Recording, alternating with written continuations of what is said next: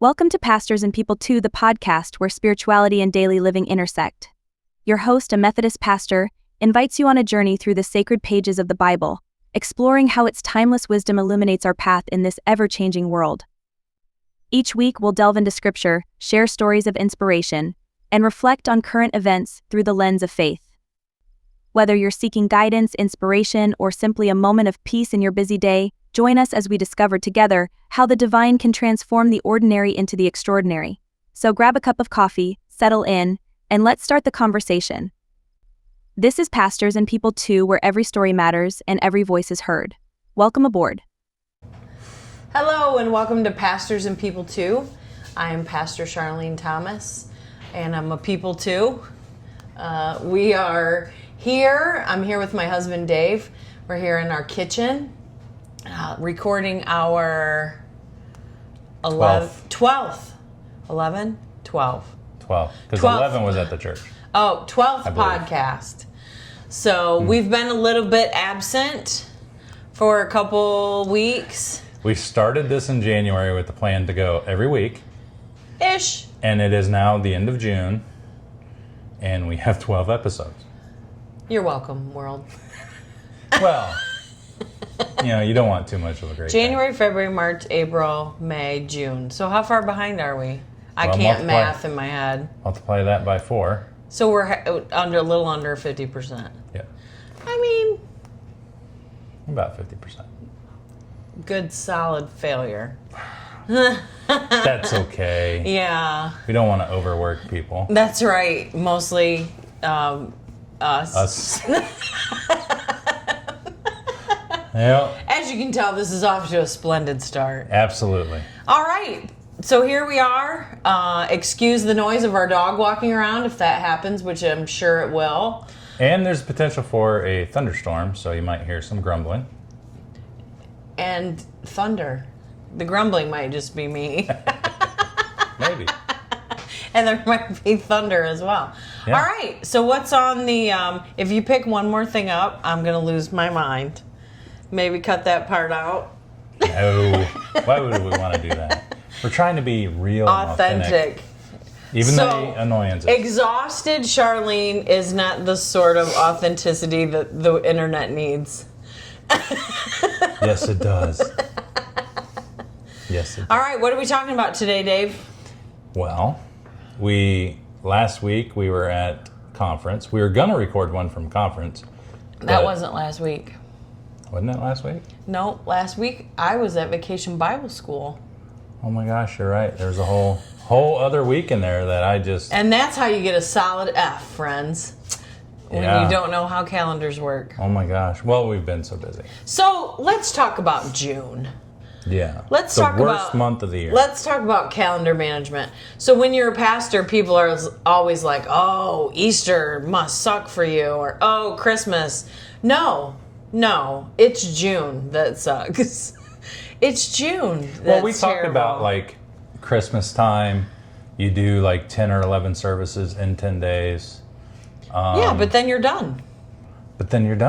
And June is just 30 days of how much stuff can you do. So we had annual conference in June. We had one of our church's Vacation Bible Schools in June. We had pastoral transition in June. We have Community on Stage Summer Arts Academy in June. We have the Republic Street Fair and Silent Auction happens in June.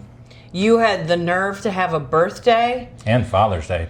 And Father's Day happens in June. Yeah. And one of our daughter's birthdays is in June. Like, just all the things. All the things. All the things in June. Yes, and it's not just those events either, because it's planning for those events. It's getting stuff together for those events. It's, you have annual conference, so you're not even in the area for a week. 4 days, yeah. And you had prep for that because you were on the committee, the worship planning committee. You were co-chair. Right. So you had all that. Right. I mean, it's just one thing after another in June. In June. What else you want to pack in here? Podcast? Right, and then Dave's like, oh, we need to record a podcast. And I'm like, oh, sure, call my people. Right. Yes. So, busy. Busy June. It's almost over, though. It's almost over. We are... Does it slow down, though? It's not like June. Yeah. Yeah. It tapers off till the holidays. Yeah. And then, other things start to pick up.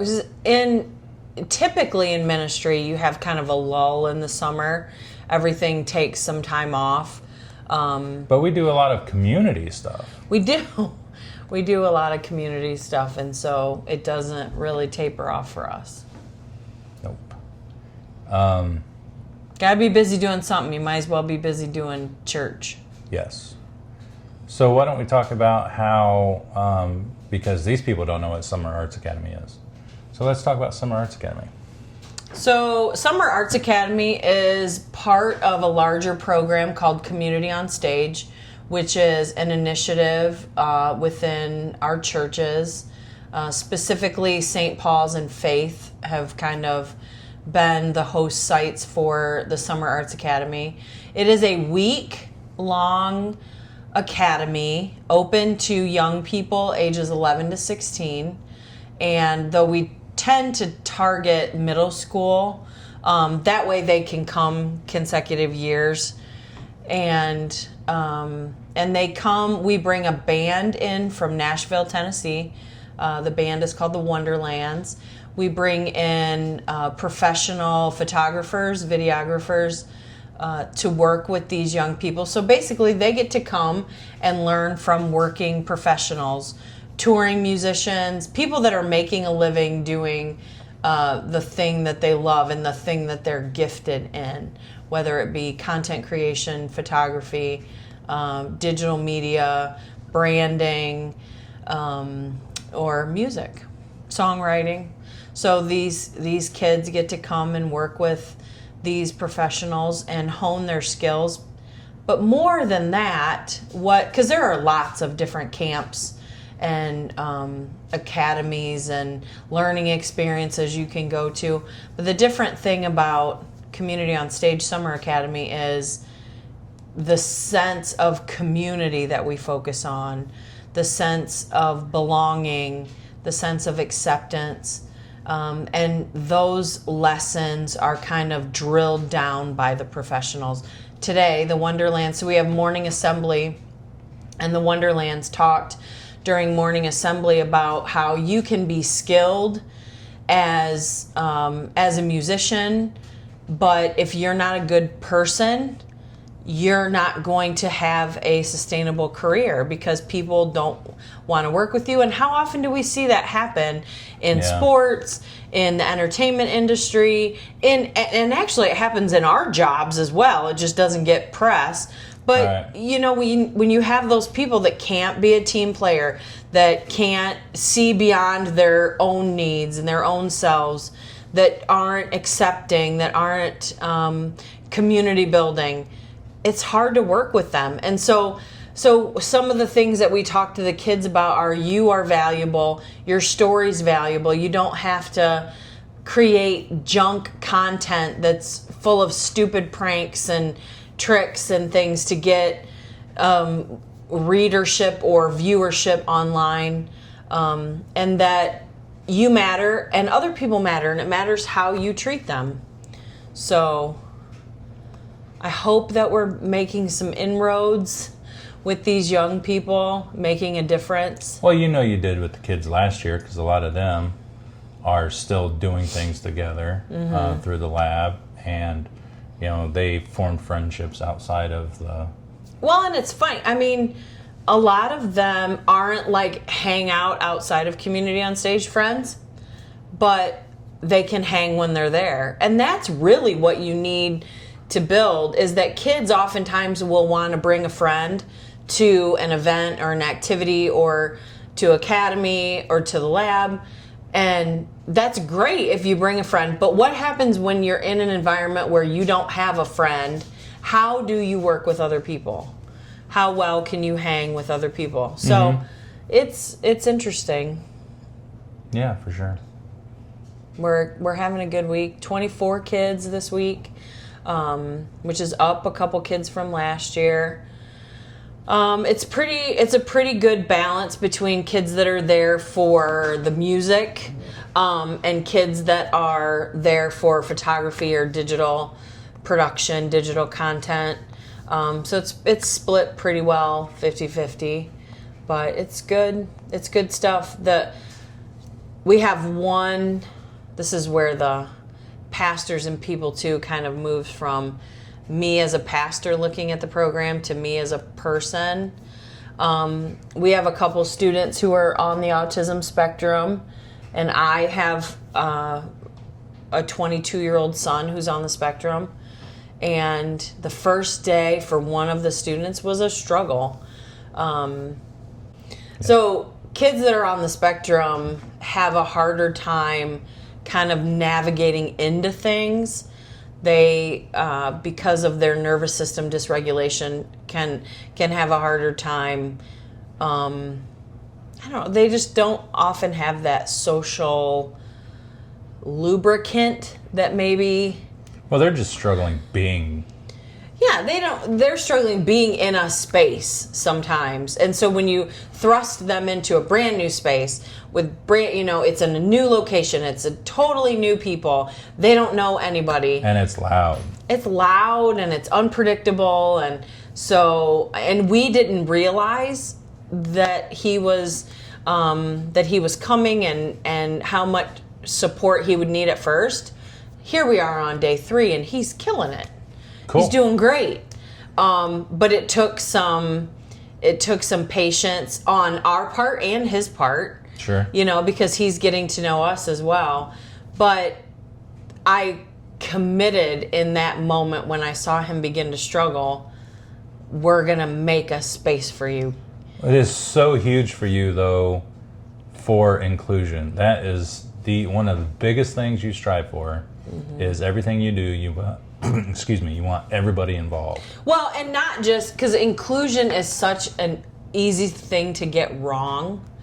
Inclusion doesn't just mean we'll tolerate you in the room or we'll tolerate you at the table. It means we want you in the room. We want you at the table. You're welcome here to have a voice at the table, and you're valuable. And neurodivergent folks don't often feel valued, is what I've learned from my experience. And the parents of those neurodivergent folks struggle just for everyday wins. I remember when Dominic was small and all of my mom friends were talking about hitting milestones and then starting soccer and starting baseball and doing all of those, having play dates and all of those very typical things.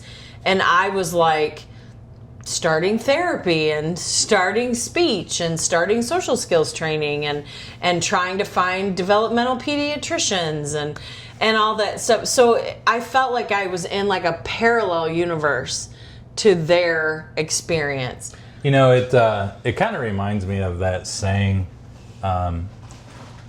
we're in the same boat, but we're not in the same storm. Right. Yeah. I was trying to think, we're in the same storm, but we're in different boats. Because those moms who I'm sure felt like they were struggling with their own things, being new parents and stuff, and then you were on a parallel course, yet you had totally different set of struggles. It wasn't the typical. And I just think you worked so hard to make sure that he was going to be okay and have friends and have a good life. And Are you talking about my son? Yeah. Okay. And that was, you were such an advocate. That made you such an advocate now for other people's kids. Mm-hmm. And you want them to be not just included but welcomed. Mm-hmm. Not tolerated but involved. Mm-hmm. And I think God is using that in you to make a way for these kids where a lot of other people wouldn't. Yeah. I mean, Monday was kind of a rough day because we were all learning, and it wasn't just rough for that particular kiddo. It's rough for all of them. I mean, these are preteen and young teenagers, and we all know. Do you remember middle school? Oh, Right. It's like our own personal hells in middle school, Yeah. and so all of these guys are struggling, and a lot of times the young people that come to these kind of camps and stuff, they're very artsy, very typical artists, a little temperamental. They have very defined ideas of what they think their product is going to sound like. They have very defined ideas of what they want to get out of an experience. And so there's a huge learning curve on the first day. And many of them come in alone. They don't have they don't have a lot of community that comes with them. So this year was a little bit different in that some of the kids did know each other. Last year, it was as if all these kids came from different planets. Like, they didn't know anybody. So Monday was very quiet and very, they were all very solitary. And so and now the dog's drinking. Yeah, you are just welcome to all the sounds of the house. So this year that vibe has been different in that the kids seem to know each other from school more or be friends outside of school. So that part's been different. That also lends itself to a whole nother set of issues when like two of them getting into an argument in the middle of the day and now they don't want to be in the same classes. Yeah. Like, well, that's not really an option. Yeah. You don't get to switch classes because your friend made you mad. Yeah. And so just navigating all those things with them. Yeah. But I am happy to report that today was a very, as the kids say, it was a vibe. It was a vibe today. Today was a very good vibe. And I think part of that had to do with the band telling them this morning in morning assembly, like, it really comes down to being good people. And so they were very much on alert to be kind. Well, that's good. And that was very cool in the way they lived that out. So it's been really good. It's been challenging. But I committed on day one that those parents were not going to have to come and pick him up. And that they were not. I remember the pit in my stomach walking up to pick Dominic up, whether it was school or even all of the camps and special, things that he did were usually for special needs individuals. But I still always had this pit in my stomach like, oh, please let him have had a good day. And the truth of the matter is none of us have all good days. No. And why I felt like he was supposed to have all good days. And I've apologized to him about that. I've said that wasn't a realistic expectation and it wasn't fair to you. And I'm sorry that I felt like you should have good days every day. I don't have good days every day. No, I definitely don't. I mean, you and I last night, because we were tired, we were cranky, we kind of went to our separate corners.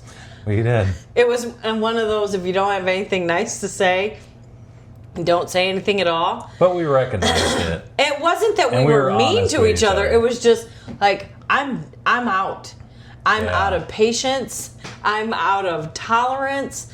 I'm out of words. I'm going to go to the backyard. And I don't know where you went. I went to the backyard. Right. Yeah. To your cowboy pool. To my cowboy pool where I could float. So, and Dave went somewhere. But, I mean, so nobody has 100% good days. But no. I kind of put that expectation on him. And that wasn't fair. And I'm sorry. And I've told him I'm sorry that was a mistake I made as a parent, as a young parent. Well, I made a lot of mistakes as a young parent myself. Yeah. So. I think when we acknowledge those and, just he was learning how to be a human being. I was learning how to be a human being's parent. Yep. Everybody was learning. But anyway, I committed that these parents wouldn't have to, at least in my mind, have that pit in their stomach walking up thinking, oh, please let him, have had a good day. And you talked with the parents and Yeah. After that first day, and I think that helped. Well, and they said, this individual, they said he's not always met with kindness. And that's sad. But I know that to be the truth. Absolutely, yeah. I know that to be any sort of difference, especially in young people, is seen as a deficiency. And it's not. And it's not okay because someone is different than what you believe typical should look like, that person should not feel safe and valued in your environment. And it's not okay to me. It's just not okay. And so the kids at Academy all kind of know that it's not okay. And so it was funny this morning in assembly, the Wonderlands talked, and Patrick, who is one of the musicians, is a very gentle soul, very kind. And so he gave the kids this beautiful speech about acceptance and being able to be their authentic selves. And I said, Patrick, that was lovely. And then I turned around and said, okay, now I'm going to be like your mom. Now that you've had Patrick's lovely talk about acceptance and being your authentic selves and accepting other people's authenticity, I'm going to tell you that if we hear you say something unkind, or if we hear you make a joke, even if you think it's funny, if one person's not laughing, it's not funny. Because a lot of times you get I was just kidding. Mm. Well, is everybody laughing? No. Right. So I kind of mommed them and said, if we hear it, we're going to stop and we're going to call it out right in the moment. So yes, I want you to have this foundational understanding of what our expectations of what community looks like here. And I also want you to know what it's going to look like when our community doesn't reflect our values. And I don't think that we do that often enough. I don't think that we talk about, here's what our expectation is of what community looks like in this space. I think we all come in with our own ideas, and then when the community doesn't look like what we think it should look like, then there's conflict, and we don't know how to navigate conflict. Right, we don't. And so I certainly don't have the corner on, the market on how to create community successfully. But in that moment, I felt like, okay, we have a foundational understanding of what we want. Now I'm going to give you some boundaries, and I'm going to tell you what's going to happen. If you go out of bounds, we're going to stop, and we're going to talk about it. And if there is one thing middle school and young high school students don't want to do, it's to stop and talk about what just happened, especially if they're a central character in that. Yeah, right. So, I think it was successful in giving them kind of the rules of the road of where we're at and what the expectations are. The thing, too, I think that is so important is that we celebrate when they get it right. And we often will stop and recognize that as well. Oh, good. And that... Because that doesn't happen very often. No. And I think that's part of the problem, too. I think that's... We don't give pats on the back as quickly or as often or as easily as we give even constructive criticism. So we try to catch the kids doing right and doing things. So it's been good. I am exhausted. I bet. Yeah. I am exhausted because there's a lot of emotional energy that has gone into the work of June. Saying goodbye to Pastor Amy. Transitioning into my new appointment has brought up a whole bunch of feelings that I was not prepared for. And so I'm in the process of processing and handling all of that. Taking the rockers to college. Yeah. That was a whole adventure. So the other part of Community on Stage is the Off Our Rockers Community Chorus, which is made up of 60 seasoned citizens. They are all over the age of 55. We say that because we partnered with the Senior Center, and 55 is the age group that you're eligible to join the Senior Center. But I would say our average age is 72. Yeah, probably. Yeah. So they got invited to come and sing as a community choir in the opening worship service of the East Ohio Annual Conference. Which was amazing. So they went. I took, not all of them. We obviously, because not all of them are interested in singing church music and leading in worship. And so I opened it up, and they, about 40 of them signed up to come. And about half of those went up and stayed in the dorms the night before. So I took like 20 some people, seasoned people, to college. And I didn't sleep a wink the night that they were all there because I was worried, were they in? I was like, I took my parents to college, except there were 25 of them. And were they in their rooms? Did they eat? Do they need to eat? Are they lost? Are they taking their meds? Are they taking their meds? Are they misbehaving? Because some of misbehaviors. Some of them came up with some pretty sketchy ideas of things they were going to do. Mm-hmm. They wanted the whole college life. They wanted to recapture the college experience or experience it for the first time. So where did we find them playing euchre? We did. We found them. They set up a euchre tournament, and because why not, right? Why not? And then I found them talking to a bishop, a retired bishop, and that made me very nervous. Mm-hmm. But the Rockers did a great job. They sang during opening worship, and we sang Happy Day from Sister Act 2, which was one of my bucket lists.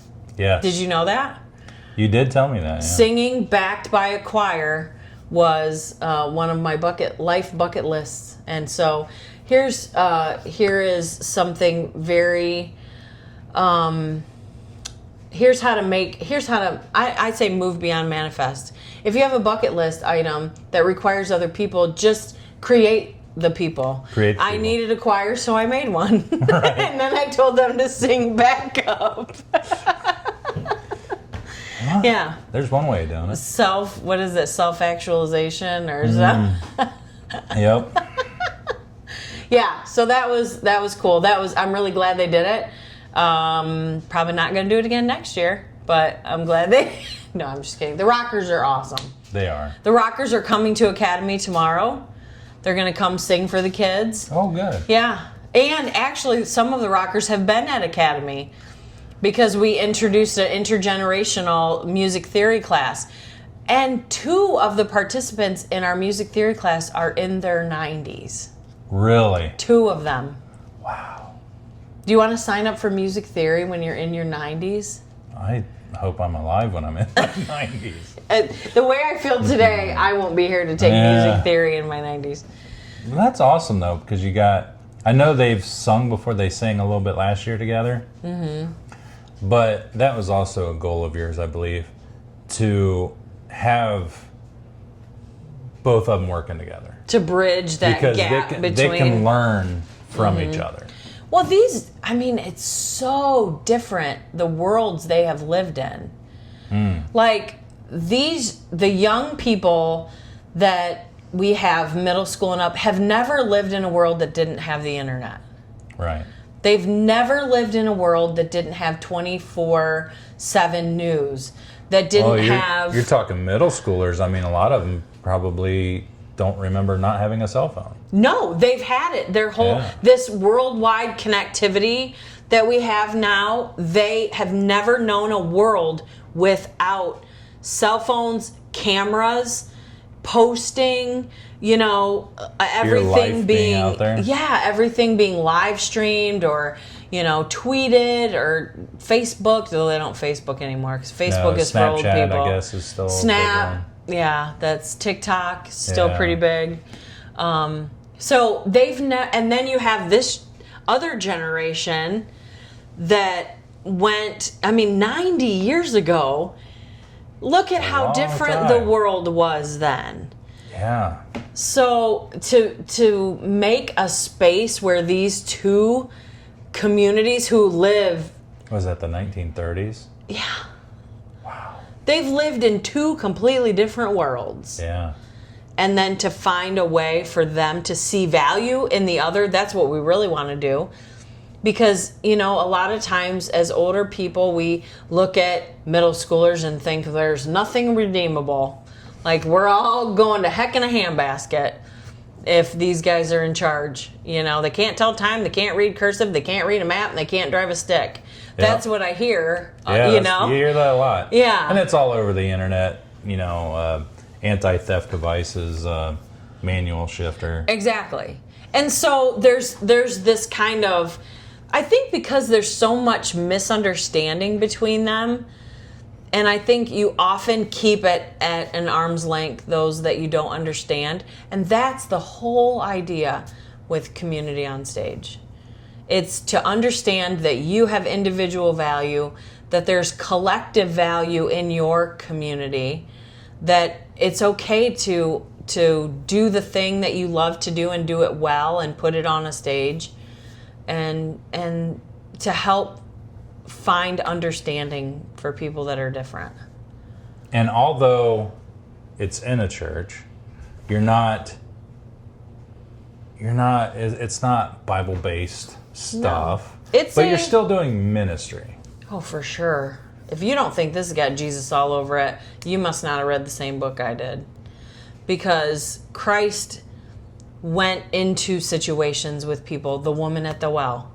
Christ, the religious leaders at that time probably would not have called that ministry. Yeah, but sure. What did she leave doing? She left knowing the agape love and understanding of God.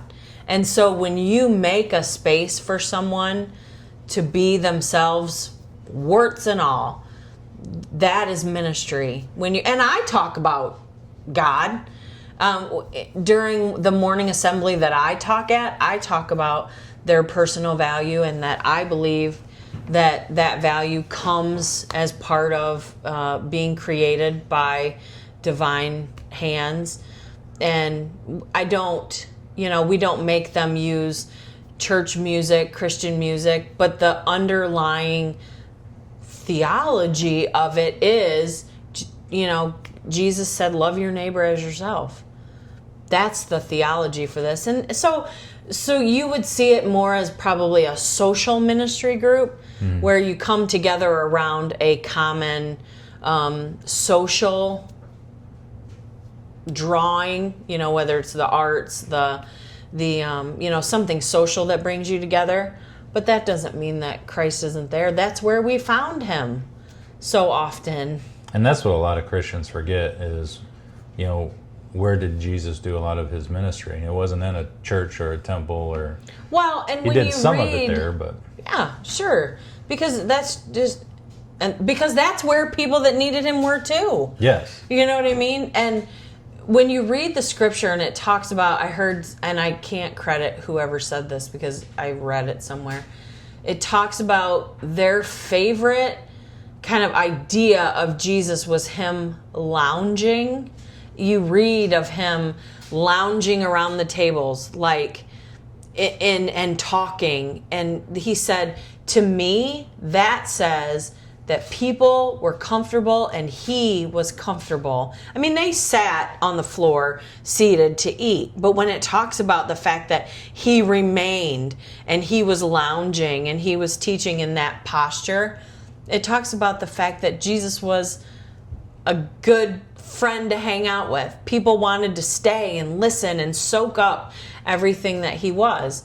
And that's what they were talking to the kids about this morning was, it doesn't matter what skill level you have. If you're not a good person, if you're not a good, Miles said the jazz singers say, be a good hang. That means be a good friend, care about other people. So I think Jesus was a good hang. One of my, I don't know if it's one of my favorite stories, but it creates good imagery for me, is towards the end of his ministry, when they were in a camp, basically, and Nicodemus comes to talk to Jesus about things like, how can a person be reborn, that kind of stuff. And just thinking about it, how many times have we sat around a campfire and talked with friends?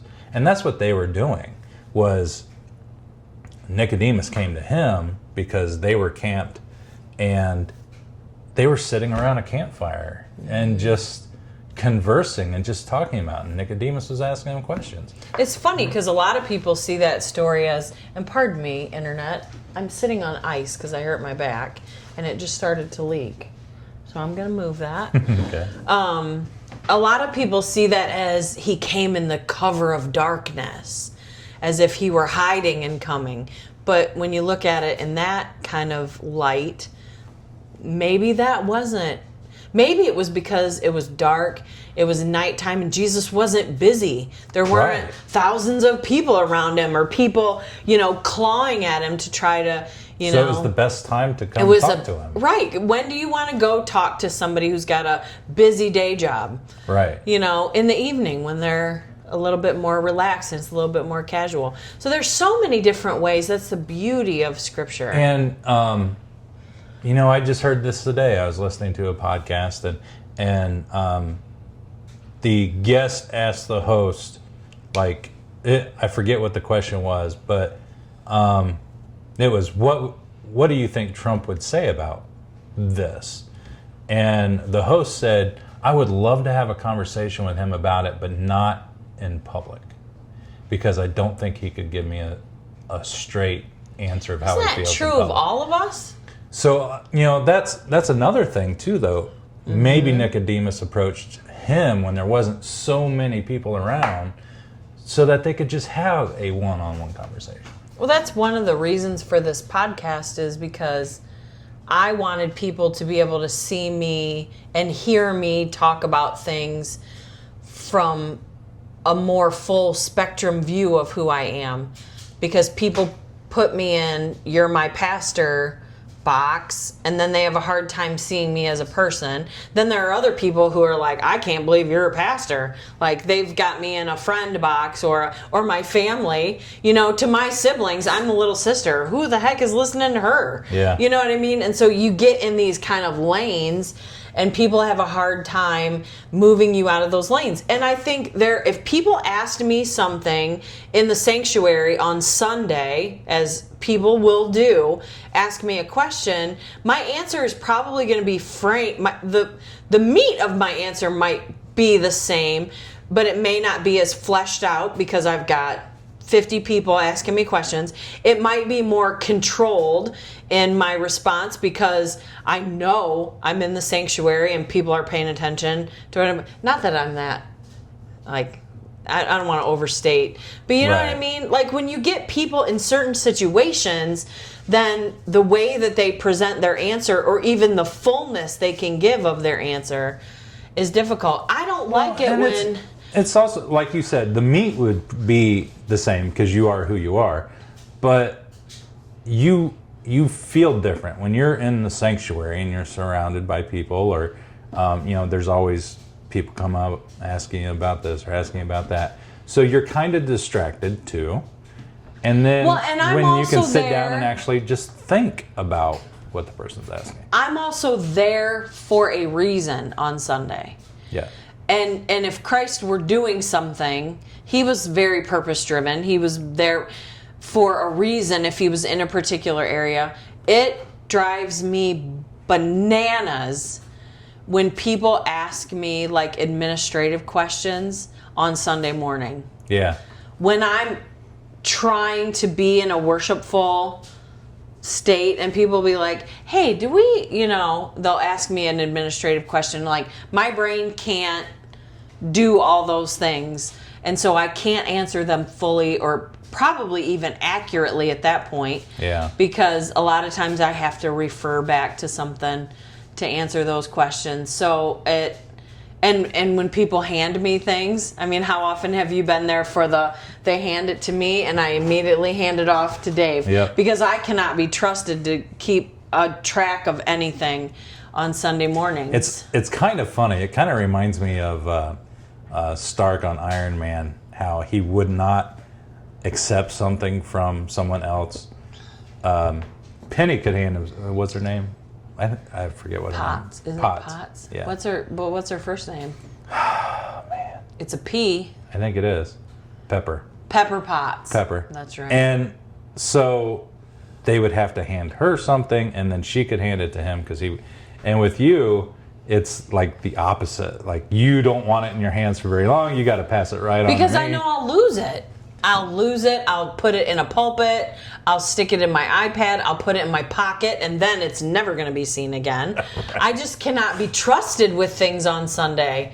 You can't do that to me. And some people have realized that, so they just hand it to me. Right. Well, and I think enough people have seen me do the immediate handoff that they know, okay, clearly Dave is the receiver of all things on Sunday. I'm your assistant. I get all things. Oh, whatever. I'm a poor assistant. You're my receptacle. Just deposit all my, here, can you hold this? Hey, can you take this? Hey, do you have my keys? Yeah. Yeah, so I'm just a hot mess, people. Just and a hot everybody mess. is. And everybody is. And I think that's why people like this podcast, because they do see that, nobody's perfect. And you're a real person, and you're as genuine as I think that you are. Yeah. I wish I was savvy enough to have different facades. Oh, it'd be hard to keep Not up. that complicated. I really want people I wanted to have this podcast too, to have space to discuss why community on stage is important. It's not traditional ministry. Mm-hmm. It's what they would call a fresh expression of ministry. And why is it important? Why is it even ministry? I'm sure people have wondered that, but I have talked to rockers about church hurts. I have prayed with them, for them. We lost our first rocker last year, and we processed that grief together. And I certainly minister to the kids. I may not be their pastor. Some of them are faithful young people and have churches, and I certainly would never try to draw them away from their own faith community or their own faith leader. I think that's despicable when people do that. And so, but I also know from study and from work that the more community you can have around you, and I was going to say young people could have, but I don't even think it's true. I think it's true of any age. The more community that you can have around you, the better your life will be. And so I just try to be another person on the team for all people. Yeah, I think that's great, and a lot of people have built a lot of trust in you. And come to you for all sorts of stuff. So I know you're making great things happen. I think that I believe what I say when we talk about being better together. I think our churches are better off because we're connected through the parish, though it has come with its own struggles. I think that our community is stronger through partnerships outside of the church. I mean, we talk about different business owners in our town that have worked collaboratively. And in COVID, I think it saved some of their businesses. Oh, totally did. Because they found ways to reimagine what business could look like. And we had the perfect mayor too then, because I think, and city council too, because the mayor can't do it on his own. But so they were looking for ways to keep local businesses happening. So they went to the park and got picnic tables and brought them downtown so restaurants could offer food outside instead of sitting inside. And it was just wonderful to see. It's amazing little town. It is. It really is. It is. And I think that Mayor Lee, who is a huge fan of Community on Stage now, I think he is the perfect mayor for what we need right now. Sure. In helping us continue to move forward in imaginative ways. And so I think that when we have humble leadership, I think that it's amazing, because when people will check their ego at the door, it's amazing the things you can accomplish. Yeah, and I think you're absolutely right. We've had 2 mayors back to back that are very humble people and are just here to work for the town. And Mayor Dawn Iannatuno, who served as that interim. Yeah, I mean, kind of forgot about her. Just as her, because all she wanted to do, she stepped in as that interim mayor after Mayor Montz stepped out. Yep. And she said, I only want to serve to have it be stable continuity until we get to the next mayoral election. Yeah. And so she served about like a year and a half. Yeah, I think it is. And she said, this is my only goal. And that to me is servant leadership. Yeah, so we've had 3 Yeah. back to back, really. So but I think we can all be that in whatever position that we are in. We can be. You had somebody at work the other day say, hey, you know what? Thanks for always being kind. Yeah, that was out of the blue. Thanks for always willing to Be willing to help. help. Yeah. So it's sad that kindness is not the norm, but I am positive that if we just continue to be intentional, that we can continue to make a kindness movement. Yes, so always be kind. Absolutely. And if you need a yard sign that says be kind, hit us up. We can send you one. yeah, leave a comment in the comments. Send us an instant message. That's right. All right. All right. Any other things you want to talk about? You know, we've discussed a lot inside of this Summer Arts Academy and you know, some offshoots of that. So I think we've kind of done pretty well. I think so too. Yeah. All right. What's our tagline? Whoa. Give them heaven. Give them heaven. Thanks for tuning in to Pastors and People Too. If you enjoyed this episode, don't forget to like, share, and subscribe wherever you listen. It helps us reach more awesome folks like you. Drop us a 5-star rating if we've earned it, and let us know your thoughts in the comments or on social media. Catch you next time, and remember to give them heaven.